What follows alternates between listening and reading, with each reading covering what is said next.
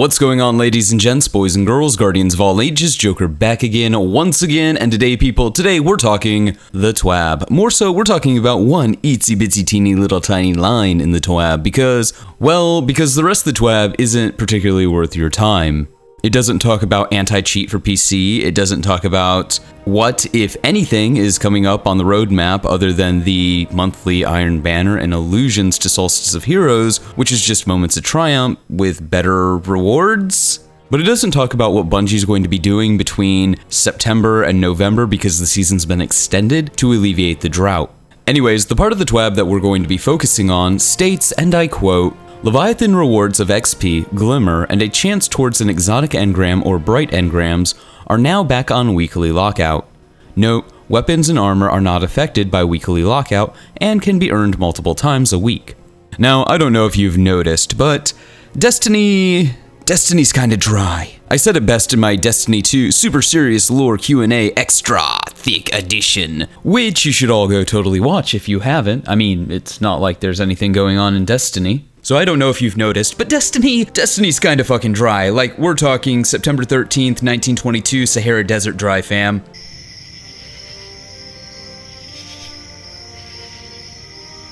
But to extrapolate on how dry Destiny is, Destiny's, dry as a bone. It's dry as drywall. It's nobody knows how dry I am. It's so dry that Vaseline is looking at making a lotion for it. And while we were waiting for that holy of holy DLCs, the DLC that will cure cancer, the Rona, end world hunger, and poverty, make the ice caps stop melting, and of course, cure my hatred for Destiny by allowing me to turn into a transcendent being with over 9,000 IQ, or something, whatever the Destiny fanboys are saying.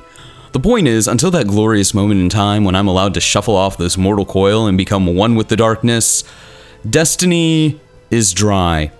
So, what series of events, what Herculean leap in logic that us mere mortals will never be able to comprehend brought Bungie to the conclusion that it was a real 9,000 IQ idea to, for not the first time, not the second time, hell, not even the third time this season alone, a great idea to nerf, patch, and or take out things that incentivize players to log into Destiny. Look, I know that these are bugs or exploits or things that are, I don't know, just working as intended.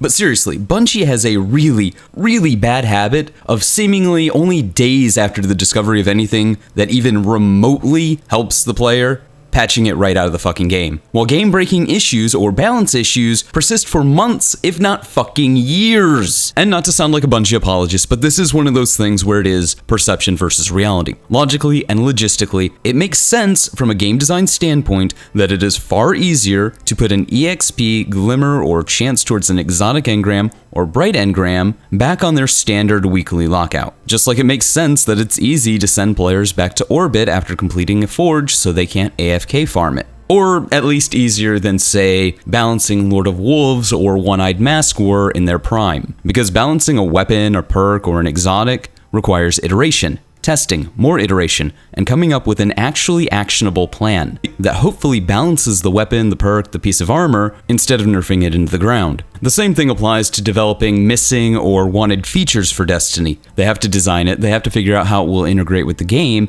and how all that will work for the players on the UI side. And that's a process that could take hundreds, if not thousands of iterations just to get right. The same thing applies for developing a comprehensive anti-cheat. So it's not like I don't know the difference or that I'm not sympathetic to the difference between flipping a switch and changing something relatively easy compared to the massive undertaking it is to design or balance something and the iteration process behind that. And to extrapolate even further on that, my sympathies don't just stop at the process behind creating new content. The reality is, we live in a weird time, fam. And while I'm going to meme the fuck out of how dry Destiny is, or how Bungie pushed back Beyond Light to the proverbial release gangbang window that is November, if we set jokes aside, I get it. I respect the decision, and I think anybody with brain activity above the medulla oblongata is sympathetic to Bungie's plight as well. I say all of this so everybody knows that I'm not just coming out as a Destiny hater, that I am coming from a place of constructive criticism. When I say Bungie, or Bungie management, or whomever decides what gets fixed in what order, sometimes you are really, really bad at reading the room, like catastrophically bad. Sure, in better times, when Destiny is brimming with content and things to do, these glitches and exploits detract from the game and the game design in a way that might be harmful to the individual player experience. And while I certainly don't believe that, I can see the line of logic that would lead somebody at Bungie to believe that and want to fix these issues. That said, a less understanding person might point out that the nerf to EXP and the nerf to Bright Engrams and the nerf to the Ghost Shell perk that made Bright Engrams drop more are all patches and nerfs to things that help the player, but hurt the cash shop and the earnings potential of the cash shop, like the Battle Pass at the end of the season, as less players will be in the unfortunate position of spending 100 silver, not 100 silver dust, to finish leveling up the pass before the end of the season if they can efficiently farm EXP, which raid EXP farming allowed. But that would be silly. Bungie would never and has never ever weighed the cash shop or did something in favor of the cash shop when it hurt the players. Not ever. Not even once. That would never ever happen in Destiny, and Bungie would never ever ever facilitate that. Sigh. But I digress. These exploits and glitches were giving people a reason to play Destiny during a dry spell, you know, instead of the countless other games that exist. And now, you've taken that reason away. And you've done so often that it has become the general perception that Bungie is quicker to fix something that helps the players than anything that hinders the players.